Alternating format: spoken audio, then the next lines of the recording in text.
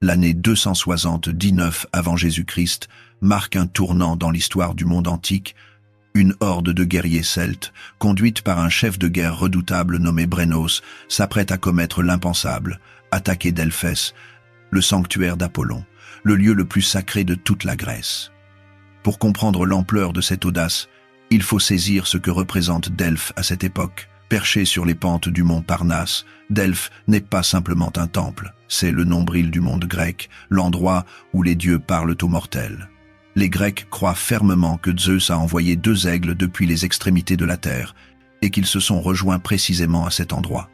Dans le temple d'Apollon siège la Pythie, une prêtresse qui entre en transe et transmet les oracles du dieu. Rois, généraux, citoyens ordinaires, tous viennent consulter l'oracle avant de prendre des décisions importantes. Les richesses accumulées dans le sanctuaire sont inimaginables. Des siècles d'offrandes votives, des statues en or, des trésors entiers offerts par les cités grecques victorieuses. Chaque victoire militaire importante se traduit par une nouvelle construction, un nouveau trésor rempli d'objets précieux. Mais pour saisir l'histoire de 279, il faut d'abord comprendre le chaos qui règne alors en Grèce. 50 ans plus tôt, Alexandre le Grand avait conquis le monde connu, créant un empire qui s'étendait de la Macédoine jusqu'à l'Inde. Mais en 323, Alexandre meurt à Babylone, à seulement 33 ans, sans héritier valide. Ses généraux, qu'on appelle les diadoques, se déchirent immédiatement pour le contrôle de cet empire colossal. Pendant 40 ans, la Grèce et la Macédoine deviennent le théâtre de guerres incessantes. Ptolémée s'empare de l'Égypte, Séleucos contrôle la Syrie et la Mésopotamie, Lysimaque règne sur la Thrace. Ses anciens compagnons d'Alexandre passent leur temps à s'entretuer, à forger des alliances qu'ils trahissent aussitôt. En 281, la situation atteint un nouveau paroxysme. Séleucos écrase Lysimaque à la bataille de Couroupédion. Le vieux général pense enfin pouvoir réunifier l'empire d'Alexandre, mais il commet une erreur fatale. Il accueille à sa cour un prince égyptien exilé, nommé Ptolémée Kéraounos, surnommé la Foudre à cause de son tempérament explosif. Ce Ptolémée est le fils aîné du pharaon d'Égypte, mais son père l'a écarté du trône au profit de son demi-frère. Amer, ambitieux, Kéraounos assassine Séleucos et s'empare du trône de Macédoine. Le royaume le plus puissant de Grèce tombe ainsi entre les mains d'un usurpateur sans légitimité, haï par tous. La Macédoine de 280 avant Jésus-Christ n'a plus rien à voir avec celle de Philippe II ou d'Alexandre. Les armées sont épuisées, le trésor vidé par 40 ans de guerre civile. Les provinces frontalières ne sont plus défendues. Les cités grecques profitent de cette faiblesse pour se révolter. C'est le moment que choisissent les Celtes pour frapper. Les Celtes ne sont pas des inconnus pour les Grecs. Depuis le 4e siècle, ces guerriers venus du nord multiplient les raids dans les Balkans.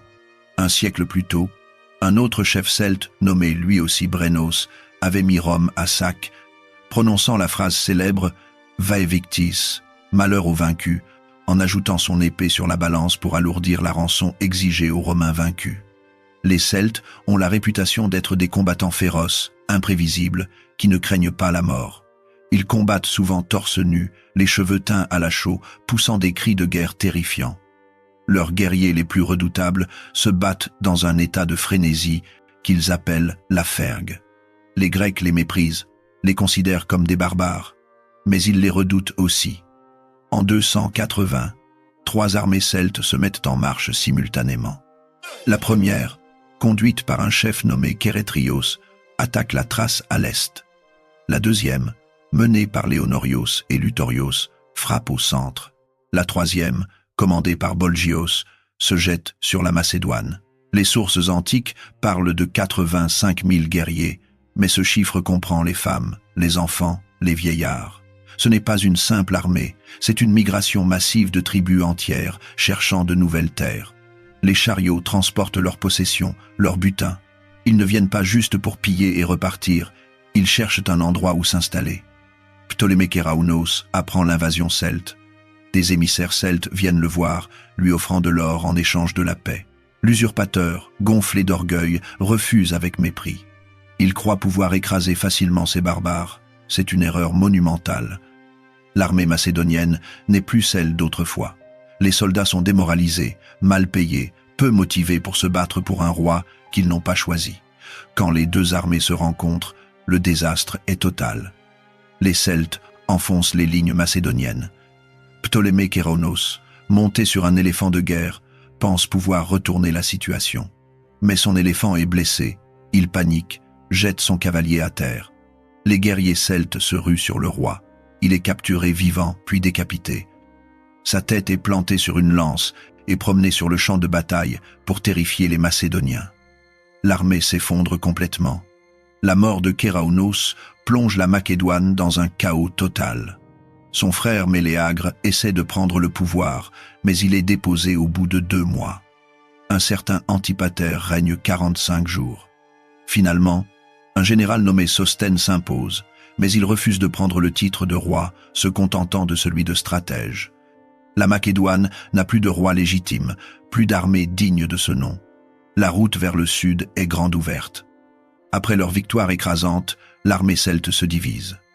Bolgio et ses hommes, satisfaits de leur butin macédonien, font demi-tour vers le nord.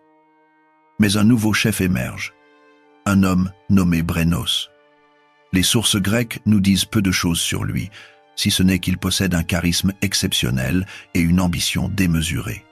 Brennos convainc 65 000 guerriers de le suivre dans une expédition encore plus audacieuse.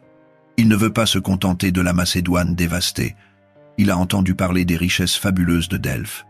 Il veut piller le temple le plus sacré de Grèce. À l'automne 279, Brennos et son armée descendent vers le sud, ravageant tout sur leur passage.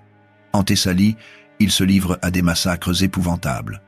Ils ne font pas de prisonniers, tuent hommes, femmes et enfants. Les cités thessaliennes tombent les unes après les autres. Les survivants fuient vers le sud, propageant la terreur. Les récits des atrocités celtes se répandent dans toute la Grèce. On raconte qu'ils torturent leurs prisonniers, qu'ils sacrifient des victimes humaines à leurs dieux. Vrai ou faux, ces rumeurs glacent, défroient les populations. La nouvelle de l'invasion provoque un choc en Grèce. Pendant des décennies, les cités grecques se sont déchirées dans des guerres fratricides. Athènes contre Sparte, Thèbes contre tout le monde, chacun cherchant à dominer ses voisins. Mais l'arrivée des Celtes change tout. Face à ces barbares venus du nord, les Grecs comprennent qu'ils doivent s'unir ou périr.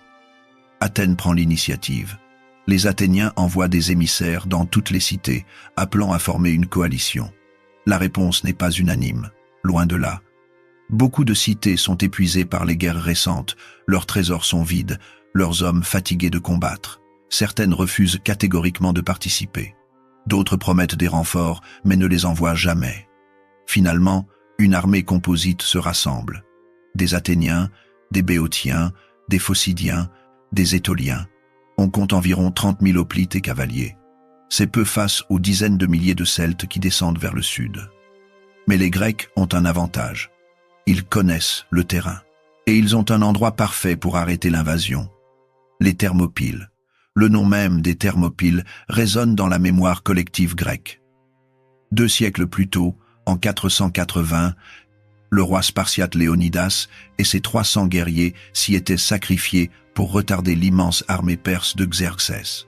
Le défilé, coincé entre la montagne et la mer, est si étroit qu'un seul chariot peut y passer à la fois. C'est l'endroit idéal pour compenser l'infériorité numérique. Les Grecs reconstruisent le vieux mur défensif érigé par les Phocidiens des siècles auparavant. Ils s'installent en travers du passage, décidés à ne pas laisser passer les barbares. Quand Brennos arrive aux Thermopyles, il comprend immédiatement le problème. Le défilé est trop étroit pour déployer son armée. Ces guerriers ne peuvent attaquer que par petits groupes, perdant ainsi tout l'avantage du nombre. Pendant plusieurs jours, les Celtes lancent assaut après assaut. Les combats sont d'une violence inouïe. Les guerriers celtes se jettent sur les lignes grecques avec une fureur sauvage, leurs longues épées frappant les boucliers des hoplites. Mais la phalange grecque tient bon. Les morts s'accumulent des deux côtés, mais le mur ne cède pas. Brennos comprend qu'il ne peut pas forcer le passage par la force brute. Il lui faut une autre stratégie. L'histoire se répète étrangement. 2 siècles plus tôt, Xerxès avait contourné les Thermopyles grâce à un traître grec qui lui avait montré un sentier de montagne. Brennos va utiliser la même tactique, mais d'une manière plus subtile. Il imagine une diversion audacieuse. Il détache 40 000 hommes sous le commandement d'Acichorius, avec pour mission d'envahir l'Étolie. L'Étolie est la région d'où viennent les soldats les plus nombreux et les plus combatifs de l'armée grecque. Quand les nouvelles arrivent que leur patrie est envahie, les Étoliens sont confrontés à un dilemme déchirant. Rester aux Thermopyles pour défendre toute la Grèce, ou rentrer défendre leur foyer, leurs femmes, leurs enfants. Finalement, l'instinct l'emporte. Les Étoliens abandonnent la coalition et se précipitent vers leur terre. L'invasion de l'Étolie se transforme en cauchemar. Les Celtes détruisent la cité de Callion. Selon les récits grecs, ils se livrent à des atrocités indicibles. Mais les Étoliens ne se laissent pas faire. Hommes, femmes, vieillards, tous prennent les armes. Ils mènent une guérilla impitoyable, attaquant les Celtes par surprise, disparaissant dans les montagnes. Les femmes étoliennes se battent aux côtés de leurs maris. À Coccalia, la population entière se retranche et inflige de lourdes pertes aux envahisseurs. Les Celtes finissent par se retirer, ayant perdu la moitié de leurs effectifs. Seulement 20 000 hommes sur 40 000 reviennent vers Brennos. La diversion a coûté cher, mais elle a atteint son objectif. Avec le départ des Étoliens, l'armée grecque aux Thermopyles est considérablement affaiblie. Brennos trouve alors un guide local qui lui montre un sentier de montagne permettant de contourner le défilé. Les Phocidiens ont bien posté 1 millier d'hommes pour garder ce passage, mais ils sont surpris dans la nuit. Certains sont massacrés, d'autres fuient.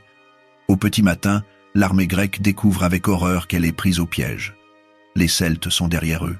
La coalition grecque n'a pas le choix. Elle doit se replier ou être anéantie. Par chance, des navires athéniens attendent au large. Les soldats grecs embarquent dans un désordre relatif, échappant de justesse à l'encerclement. La route vers le sud est désormais ouverte. Brennos a vaincu aux Thermopyles. La nouvelle se répand comme une traînée de poudre. La terreur s'empare de la Grèce. Si les Thermopyles sont tombés, rien ne peut arrêter les barbares. Mais Brennos ne marche pas immédiatement vers Athènes ou Corinthe. Il a un autre objectif en tête, Delphes. Certains historiens modernes ont suggéré que Brennos était motivé uniquement par l'appât du gain, attiré par les richesses fabuleuses du sanctuaire. C'est possible, mais peut être trop simple. Brennos est un chef intelligent, rusé. Il sait qu'en attaquant Delphès, il frappe au cœur de l'identité grecque. Le sanctuaire n'est pas juste un temple riche, c'est le centre spirituel de toute la civilisation hellénique. En le profanant, Brennos prouve au monde entier que les dieux grecs sont impuissants, que les Celtes sont invincibles. Une anecdote rapportée par l'historien grec Diodore de Sicile illustre le mépris de Brennos pour la religion grecque. Quand des prisonniers lui expliquent que les Grecs adorent des dieux représentés sous forme humaine, sculptés dans le bois ou la pierre, Brennos éclate de rire. Pour les Celtes, les dieux sont des forces de la nature, invisibles, omniprésentes. L'idée de les enfermer dans des statues leur semble ridicule, presque blasphématoire. Ce rire de Brennos résume le choc de deux mondes, deux visions radicalement différentes du sacré. À l'automne 279, Brennos divise son armée en 3 colonnes. Il garde avec lui les troupes d'élite, les meilleurs guerriers, environ 40 000 à 50 000 hommes selon les sources. Il laisse le reste de son armée protéger ses arrières. Puis, il se met en marche vers Delphes. La nouvelle de l'approche celte provoque la panique dans le sanctuaire. Les prêtres consultent l'oracle. La Pythie entre en transe et délivre une prophétie. Apollon protégera son temple. Beaucoup de Delphiens n'attendent pas de voir si la prophétie se réalisera. Ils fuient vers le sud avec leurs objets précieux. Mais certains restent, convaincus que le dieu les sauvera. Des renforts arrivent aussi. Des Phocidiens descendent des montagnes. Quelques troupes d'autres cités viennent défendre le sanctuaire. Au total, peut être 5 000 à 7 000 hommes. Le sanctuaire de Delphes n'est pas fortifié. Il n'a jamais eu besoin de l'être. Son statut sacré le protège depuis des siècles. Même les Perses, en 480, n'avaient pas osé le piller complètement. Mais Brennos n'a aucun respect pour les lieux sacrés grecs. Ses guerriers ont massacré la Thessalie, détruit des temples. Pourquoi Delphes serait différent? Les Celtes arrivent en vue du sanctuaire. Le spectacle doit être impressionnant. Le temple d'Apollon se dresse sur les pentes du Parnasse, entouré de dizaines de trésors, de statues colossales, de colonnes votives.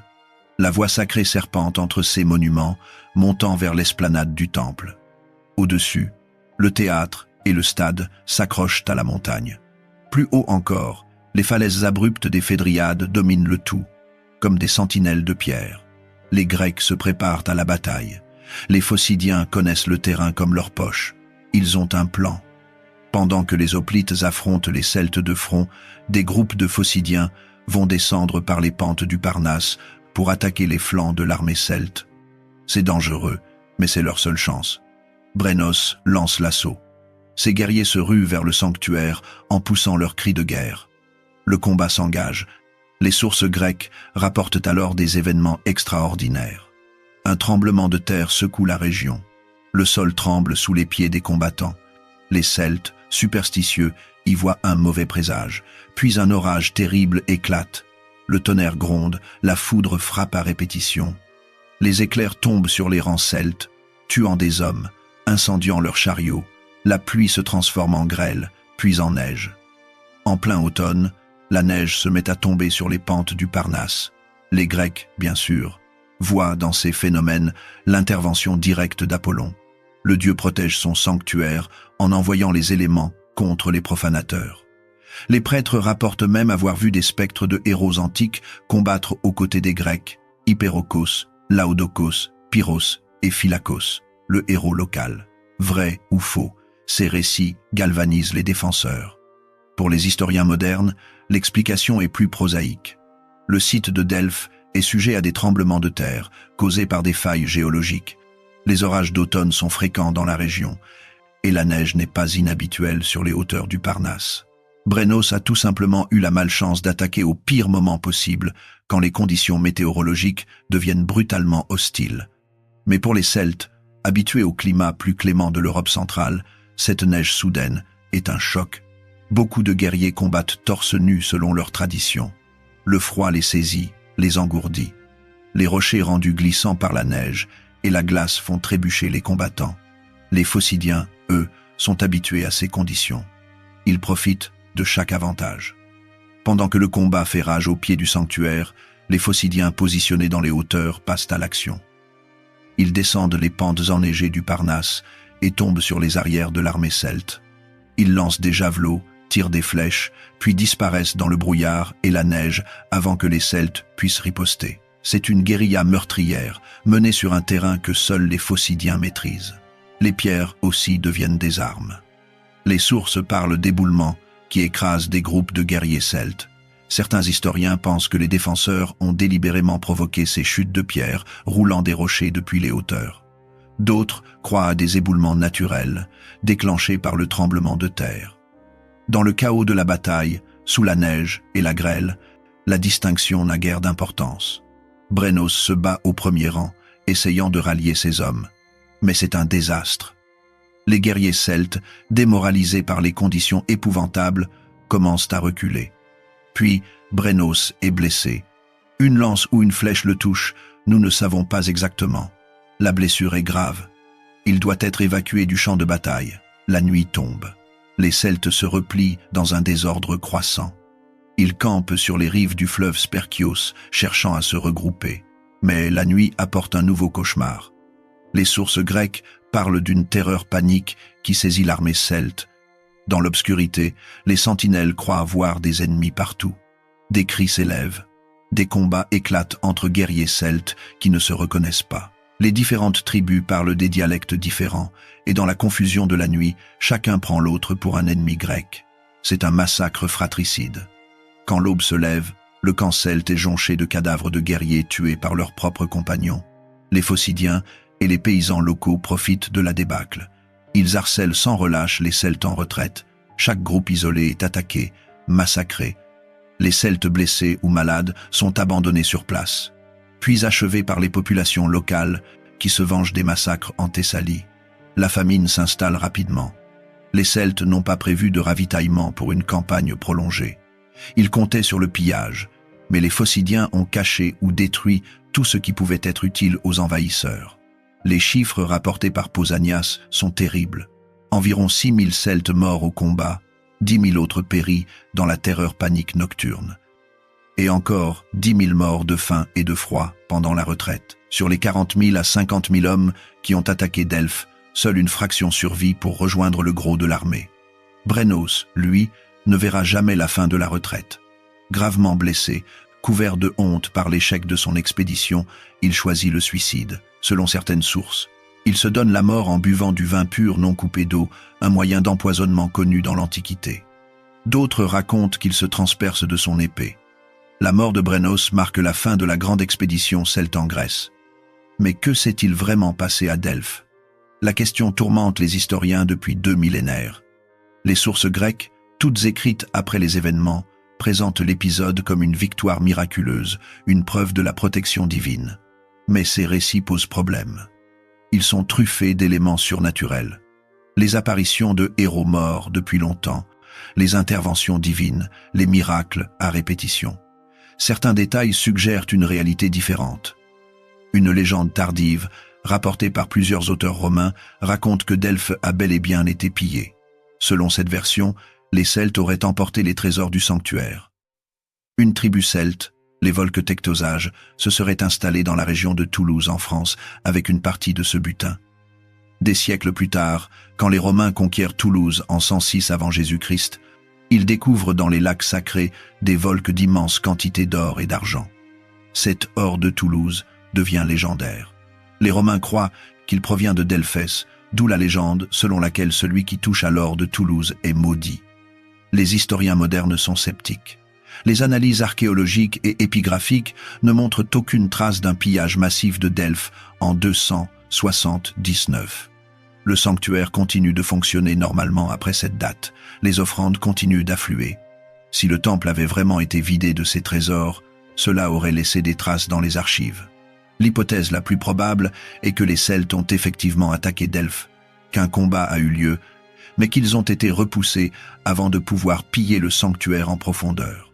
Peut-être ont-ils emporté quelques objets précieux trouvés à l'extérieur du temple, mais pas le trésor principal. Quant à l'or de Toulouse, il provenait probablement des pillages effectués ailleurs par les Volques, pas de Delphes. Mais la légende était trop belle pour ne pas perdurer. Après la défaite de Delphes, l'armée celte se désintègre. Les guerriers qui ont survécu se replient vers le nord dans un désordre total. Ils sont harcelés à chaque étape par les Thessaliens qui se vengent des massacres subis. Sur les rives du Sperchios, les Thessaliens infligent une défaite écrasante aux Celtes en déroute. Les survivants se dispersent. Certains retournent vers la Thrace et les Balkans. Un groupe d'environ 20 000 hommes, conduit par Léonorios et Lutorios, se replie vers l'est. En Thrace, une partie des Celtes parvient à s'installer. Ils fondent un royaume éphémère appelé Tylis, près de la mer Noire. Ce royaume barbare au cœur du monde hellénistique survit pendant plusieurs décennies, rançonnant les cités grecques voisines, servant de mercenaires au roi Thrace. Mais il finira par être détruit en 212 avant Jésus-Christ par les Thraces révoltés contre leur domination. D'autres Celtes, être 10 000 à 20 000, continuent leur migration vers l'est. Ils traversent l'Hellespont et pénètrent en Asie mineure. Là, ils sont accueillis par le roi Nicomède de Bithynie qui cherche des mercenaires pour ses guerres contre ses voisins. Les Celtes se rendent vite indispensables.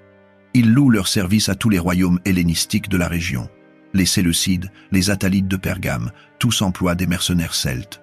Finalement, vers 270 avant Jésus-Christ, les Celtes d'Asie mineure reçoivent un territoire pour s'y installer définitivement. Le roi de Syrie leur accorde une région du plateau anatolien, dans les hautes terres du centre de l'actuelle Turquie. Cette région prend le nom de Galatie, d'après les Galates, le nom grec des Celtes. Les 3 tribus celtes qui s'y installent, les Tectosages, les Tolistobogi et les Trochmi, gardent leur identité distincte pendant des siècles. La Galatie devient une curiosité du monde antique, une enclave celte au cœur de l'Asie mineure hellénisée. Les Galates conservent leur langue, leurs coutumes, leur organisation tribale. Ils continuent de terroriser leurs voisins par leurs raids. Les royaumes hellénistiques les emploient comme mercenaires, mais les redoutent. En 241 avant Jésus-Christ, Attale Ier de Pergame remporte une victoire décisive sur les Galates. Il fait ériger un monument triomphal représentant des Galates mourants, dont la célèbre sculpture du Gaulois mourant qui symbolise le courage face à la défaite. La Galatie survit comme entité semi-indépendante jusqu'à l'arrivée des Romains. En 189 avant Jésus-Christ, les légions romaines écrasent les Galates. mais la région garde son identité. Quand Paul de Tarse, au 1er siècle de notre ère, veut évangéliser cette région, il écrit son Épître aux Galates, s'adressant aux descendants de ces guerriers celtes qui ont tenté de piller Delphes 4 siècles plus tôt. En Grèce, la victoire de Delphes a des conséquences immédiates. Les Étoliens, qui ont joué un rôle crucial dans la défense du sanctuaire, prennent le contrôle de Delphes. Pendant un siècle, la confédération étolienne domine la Grèce centrale. Elle institue de nouvelles fêtes, les soterias, pour commémorer le salut du sanctuaire. Ces jeux, combinant compétitions sportives et musicales, rivalisent en prestige avec les Jeux olympiques. La menace celte change aussi la donne politique en Grèce. Pendant la crise, un jeune général macédonien nommé Antigone Gonatas s'est illustré. Après la mort de Brennos, il rassemble une armée et affronte les Celtes restés en Thrace. En 277 avant Jésus-Christ, il les écrase à la bataille de Lysimachia. Cette victoire lui donne la légitimité nécessaire pour s'emparer du trône de Macédoine. Il fonde la dynastie des Antigonides, qui régnera sur la Macédoine jusqu'à la conquête romaine en 168 avant Jésus-Christ. L'épisode de Delphes marque profondément la mémoire grecque. Les Grecs y voient la preuve que leur Dieu les protège, même quand tout semble perdu. L'histoire de Brennos devient un exemple de l'hybris puni par les dieux. Comment un barbare a-t-il pu croire qu'il pouvait profaner le sanctuaire d'Apollon? Les dieux l'ont frappé avec les éléments naturels, puis l'ont poussé au suicide. C'est une belle histoire, une histoire édifiante. Mais la réalité est probablement plus nuancée. Brennos n'était pas un barbare stupide, c'était un chef de guerre brillant qui a vaincu aux Thermopyles en utilisant la même tactique que Xerxès 2 siècles plus tôt. Son échec à Delphes tient plus à une combinaison de malchance, le mauvais temps, et de résistance acharnée des défenseurs qu'à une intervention divine. Les Phocidiens connaissaient leur terrain et ont exploité chaque avantage. La neige et le froid ont paralysé une armée celte habituée à un climat plus doux. La terreur panique nocturne, si elle a bien eu lieu, résulte de la démoralisation et de la confusion plutôt que d'une malédiction divine. L'attaque de Delphes révèle aussi les failles du monde hellénistique. Les guerres des Diadoques ont épuisé la Grèce. Les royaumes qui émergent de l'empire d'Alexandre sont constamment en guerre les uns contre les autres. Cette faiblesse permet à des peuples considérés comme barbares de menacer le cœur de la civilisation grecque. Les Celtes de 219 ne sont que les premiers d'une longue série. Dans les décennies suivantes, la Grèce devra affronter d'autres invasions, les Illyriens, les Thraces et finalement les Romains qui mettront fin à l'indépendance grecque. L'histoire de Brennos et de Delphes illustre aussi le choc entre deux mondes. D'un côté, les Celtes, des guerriers tribaux pour qui l'honneur au combat est la valeur suprême, qui méprisent les richesses accumulées dans les temples, qui rient de l'idée de représenter les dieux sous forme de statues. De l'autre, les Grecs, avec leur civilisation urbaine sophistiquée, leurs temples remplis de trésors, leur foi en des dieux anthropomorphes. Quand ces deux mondes se rencontrent, le résultat est violent. Pour les Celtes, l'expédition de 279 est un désastre. Des dizaines de milliers d'hommes sont morts. Les survivants sont dispersés à travers les Balkans et l'Asie mineure. Jamais plus les Celtes ne tenteront une invasion de cette ampleur dans le monde méditerranéen. Mais leur présence laisse une marque durable. Le royaume de Galatie survive pendant des siècles. Les mercenaires celtes deviennent prisés dans toutes les armées hellénistiques. L'image du guerrier celte féroce, combattant nu avec sa longue épée, entre dans l'imaginaire grec et romain. Les Grecs aussi tirent des leçons de cet épisode. Ils réalisent que leur division les rend vulnérables. Quand ils s'unissent, même face à un ennemi supérieur en nombre, ils peuvent vaincre. Mais cette unité reste fragile, éphémère. Quelques années après Delphes, les cités grecques retombent dans leurs querelles habituelles. Il faudra l'arrivée de Rome pour imposer enfin une paix durable, au prix de la liberté. L'attaque de Delphes marque aussi un tournant dans l'histoire des sanctuaires panhelléniques. Avant 279, ces lieux sacrés étaient considérés comme inviolables. Même en pleine guerre, les Grecs respectaient généralement les sanctuaires. Les Perses eux-mêmes, malgré leur réputation de barbares, avaient hésité à piller complètement Delphes en 480. Mais les Celtes ont montré qu'aucun lieu n'est vraiment sacré pour ceux qui ne partagent pas la même foi. cette leçon ne sera pas oubliée. Dans les siècles suivants, les sanctuaires grecs seront fortifiés, protégés par des garnisons. La foi seule ne suffit plus, il faut des murs et des soldats. L'histoire de Brennos soulève aussi des questions sur la nature du courage et de la témérité. Brennos était-il un héros tragique ou un fou orgueilleux? Il a osé ce qu'aucun autre n'avait osé, attaquer le centre spirituel de la Grèce. Il a vaincu aux Thermopyles. Il est arrivé aux portes de Delphes. Mais il a échoué au moment crucial, vaincu par les éléments autant que par ses ennemis. Sa mort par suicide a quelque chose de shakespearien. Le guerrier, qui ne peut supporter la honte de la défaite, et choisit de mettre fin à ses jours plutôt que de vivre dans le déshonneur. Pour les Grecs, Brennos incarne le barbare par excellence. Courageux mais brutal, audacieux mais impie, talentueux militairement mais dénué de sens moral. Il sert de contre-exemple, de repoussoir. Les Grecs peuvent se regarder dans le miroir et se dire « Nous ne sommes pas comme ces barbares. Nous respectons les dieux. Nous respectons les lieux sacrés. Nous sommes civilisés. » Le fait que les Grecs eux-mêmes se soient souvent livrés à des pillages de temples ennemis, qu'ils aient commis des massacres tout aussi terribles, est commodément oublié dans les récits de Delphes. La mythification de l'événement commence immédiatement. À peine les Celtes ont-ils battu en retraite que les récits se transforment.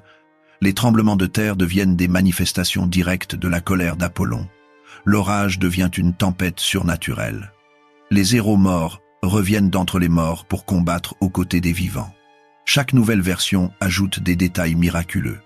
Au bout de quelques générations, la réalité historique disparaît presque complètement sous les couches de légende. Pourtant, sous la légende, il reste un noyau de vérité.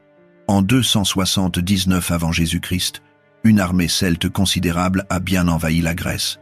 Elle a battu les Macédoniens, elle a forcé les Thermopyles, elle a attaqué Delphès, et elle a été repoussée. Comment exactement, dans quelles conditions, avec quelle perte de part et d'autre, nous ne le saurons jamais avec certitude. Les sources sont trop partiales, trop contaminées par la propagande et le mythe. Mais l'impact de cet événement sur le monde antique est indéniable. Il accélère la fin de la période chaotique des guerres des Diadoques. Il permet l'émergence de la dynastie antigonide en Macédoine. Il donne naissance au royaume de Galatie en Asie mineure. Il renforce le prestige de la confédération étolienne. Il crée un précédent pour les invasions barbares qui frapperont le monde méditerranéen dans les siècles suivants. L'histoire de Brennos à Delphes est aussi l'histoire de la rencontre entre le monde celte et le monde grec. Deux civilisations radicalement différentes. Les Celtes, avec leur société tribale, leur culture orale, leur art abstrait, leur conception spirituelle de la divinité. Les Grecs, avec leur cité, État, leur littérature écrite, leur sculpture réaliste, leurs dieux anthropomorphes. Quand ces deux mondes se heurtent, le résultat est violent, mais aussi fascinant. Les Grecs apprennent à respecter les guerriers celtes, même s'ils continuent de les considérer comme des barbares. Les sculptures hellénistiques de Galate montrent une admiration pour le courage de ses ennemis. Le Gaulois mourant, avec sa posture noble dans la défaite, n'est pas représenté comme un monstre, mais comme un guerrier digne de respect. Les Celtes, de leur côté, sont profondément influencés par la civilisation grecque. Les Galates d'Asie mineure adoptent progressivement des éléments de culture hellénistique. Ils commencent à frapper des monnaies sur le modèle grec. Ils construisent des villes selon des plans d'urbanisme hellénistique. Tout en conservant leur langue et leur tradition, ils deviennent partiellement hellénisés. L'attaque de Delphes marque le point culminant de l'expansion celte vers le sud. Après 279, les Celtes ne menaceront plus jamais le cœur de la Grèce. Leur énergie se tourne vers d'autres directions. En Occident, ils affronteront Rome dans des guerres qui dureront des siècles. En Orient, ils s'installeront en Galatie. Mais le rêve de Brennos de soumettre la Grèce meurt avec lui sur les pentes du Parnasse. Pour Delphès, la victoire de 219 marque paradoxalement le début d'un long déclin. Le sanctuaire survive, certes, mais il perd progressivement son importance politique. Les oracles de la Pythie sont de moins en moins consultés pour les grandes décisions d'État. Les rois hellénistiques préfèrent leurs propres devins. Puis viennent les Romains qui, bien que respectueux du sanctuaire, le dépouillent progressivement de ses trésors. Certaines statues partent à Rome pour décorer les forums. L'or et l'argent financent les guerres romaines. Finalement, en 392 de notre ère, l'empereur Théodose interdit les cultes païens. Delphes ferme définitivement. Les prêtres partent. Le temple d'Apollon tombe en ruine. Un village chrétien s'installe sur les ruines du sanctuaire. Il faudra attendre le X à IXe siècle pour que Delphes ressuscite. Les archéologues français déplacent le village moderne et entreprennent des fouilles monumentales. Ils redécouvrent le temple d'Apollon, le théâtre, le stade, les trésors. Les statues enterrées depuis des siècles refont surface. Le fameux Aurige, le sphinx des Naxiens, les courroies d'Argos. Delphes redevient un lieu de pèlerinage, non plus religieux, mais culturel. Des millions de touristes viennent chaque année admirer les ruines, se tenant à l'endroit même où Brennos et ses Celtes se sont battus contre les défenseurs du sanctuaire. Aujourd'hui, quand on visite Delphes, on peut encore ressentir quelque chose de cette histoire ancienne. Les falaises des Phédriades se dressent toujours, menaçantes, au-dessus du site. Les pierres du temple d'Apollon jonchent le sol, silencieuses. La voie sacrée serpente toujours entre les fondations des anciens trésors. Par temps d'orage, quand les nuages s'accumulent sur le Parnasse et que le tonnerre gronde, on comprend pourquoi les Grecs croyaient que les dieux habitaient ce lieu. L'histoire de Brennos et de l'attaque de Delphes nous parle encore aujourd'hui. Elle nous parle du choc des civilisations, de l'orgueil puni, du courage face à des adversités insurmontables. Elle nous montre comment un événement historique peut se transformer en mythe, comment la réalité et la légende s'entremêlent jusqu'à devenir indissociables. Elle nous rappelle aussi la fragilité des civilisations, même les plus brillantes. En 280 avant Jésus-Christ, la Grèce était épuisée, divisée, vulnérable. Seule une combinaison de courage, de chance et peu, être d'intervention divine, l'a sauvée de l'invasion barbare. L'échec de Brennos à Delphes n'est pas seulement la défaite d'un chef de guerre ambitieux, c'est le moment où deux mondes se sont affrontés pour la domination de la Méditerranée orientale. Les Celtes ont perdu cette bataille, mais leur présence a changé le monde hellénistique. Elle a forcé les Grecs à s'unir face à un ennemi commun. Elle a donné naissance à de nouveaux royaumes et de nouvelles dynasties. Elle a créé des légendes qui ont survécu pendant 2 millénaires. Quand Brennos est mort de ses blessures, quelque part dans la campagne thessalienne, il ne savait probablement pas qu'il était en train d'entrer dans l'histoire. Il pensait sans doute avoir échoué, avoir gaspillé la vie de dizaines de milliers de guerriers pour rien. Mais, en réalité, son attaque audacieuse contre le sanctuaire le plus sacré de Grèce allait le rendre immortel. Son nom serait retenu pendant des siècles, associé à jamais à Delphes. Les poètes chanteraient sa témérité, les historiens raconteraient son audace, les sculpteurs immortaliseraient ses guerriers dans le marbre. L'histoire se souviendrait de Brennos non pas comme il voulait être rappelé, comme le conquérant victorieux de Delphes, mais comme l'homme qui a osé défier les dieux et qui en a payé le prix. Comme l'incarnation même de l'Ibris, cette arrogance démesurée que les Grecs considéraient comme le pire des péchés. Son échec est devenu plus célèbre que n'importe quelle victoire n'aurait pu l'être. Et Delphes. Le sanctuaire a survécu encore 7 siècles après l'attaque de Brennos. Il a vu passer les rois hellénistiques, les conquérants romains, les empereurs. Il a continué de rendre ses oracles, de recevoir des pèlerins, d'accumuler des trésors. Finalement, ce ne sont pas les barbares celtes qui l'ont détruit, mais la nouvelle religion chrétienne venue de l'Est. Les dieux anciens ont été remplacés par un dieu nouveau. Les temples ont été transformés en églises. Les oracles ont été remplacés par des prières. Mais la mémoire de Delphes survit. Et avec elle, la mémoire de ce jour d'automne, 279 avant Jésus-Christ, quand des guerriers celtes venus du nord ont tenté l'impossible. Quand Brennos et ses hommes se sont tenus devant le temple d'Apollon, prêts à le piller. Quand la terre a tremblé, que le ciel s'est déchiré, que la neige est tombée sur les pentes du Parnasse. Quand les Phocidiens ont descendu la montagne pour défendre leur sanctuaire. Quand le destin du monde hellénistique s'est joué dans les gorges étroites entre les falaises et les oliviers. C'était il y a plus de 2300 ans. Les protagonistes sont morts depuis longtemps, leurs armes ont rouillé et disparu. Leurs noms ont été oubliés, sauf ceux des chefs et des héros. Mais l'histoire demeure, transmise de génération en génération, enrichie par chaque conteur, embellie par chaque poète, analysée par chaque historien. L'histoire de Brennos à Delphes fait désormais partie du patrimoine culturel de l'humanité, au même titre que les statues de marbre, les poèmes épiques, les tragédies antiques.